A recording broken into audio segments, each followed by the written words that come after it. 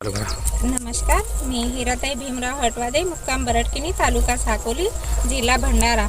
महाराष्ट्र राज्य ग्रामीण जीवनोन्नती अभियानाअंतर्गत ब्लॅक राईस माझा व्यवसाय आहे आणि MSRLM यांच्या सानिध्यातून मी पुष्कळ काही असे प्रशिक्षण वगैरे घेऊन मी माझ्या शेतामध्ये ब्लॅक राईसचे उत्पादन घेत आहे.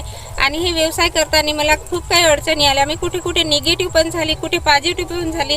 आणि माझा ब्लॅक राईस इतका की आपल्या भारतातच नाही पण भारताच्या पलीकडे आम्हाला विकण्याची संधी उपलब्ध झाली.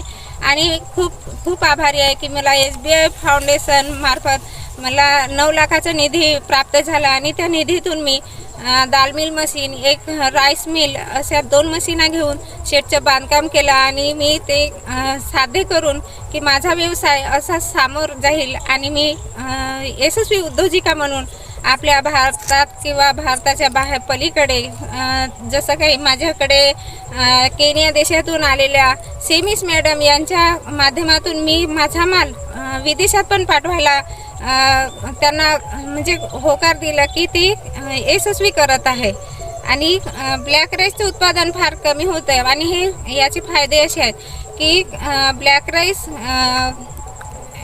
एक आपल्या शरीराला उत्कृष्ट असा म्हणजे पचण्यास सोपं आणि पचण्याला सोपं. आणि आम्ही 400 रुपये केजीने विकत असे आहेत की आपल्या शरीरात अँटीऑक्सिडंटचं प्रमाण कमी करते. आणि याचे फायदे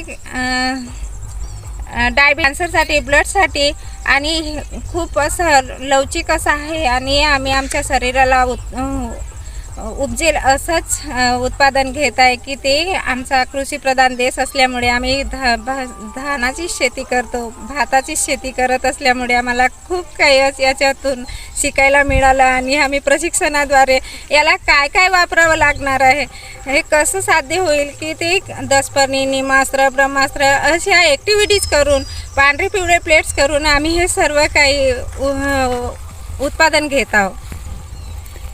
हे ब्लॅक राईसचे शेत आहे आणि हे ब्लॅक राईस 2 ते 5 वर्षापासून करत आहेत. हे महिला आहे लाखनीपासून फक्त 10 किलोमीटर दूर आहे.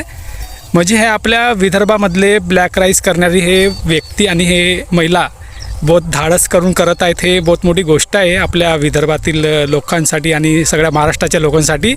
तर सगळ्यांनी यांना फॉलो केले पाहिजे, आजच्या व्यक्तींनी, आजच्या महिलांनी. आणि आपला व्यवसाय असा शेतीमधून निर्माण केला पाहिजे. आज लोकांना वाटत आहे की शेती हे काहीच नाही राहिली, पण आज शेती बहुत मोठी अपॉर्च्युनिटी आहे असं मला वाटत आहे यांना बघून.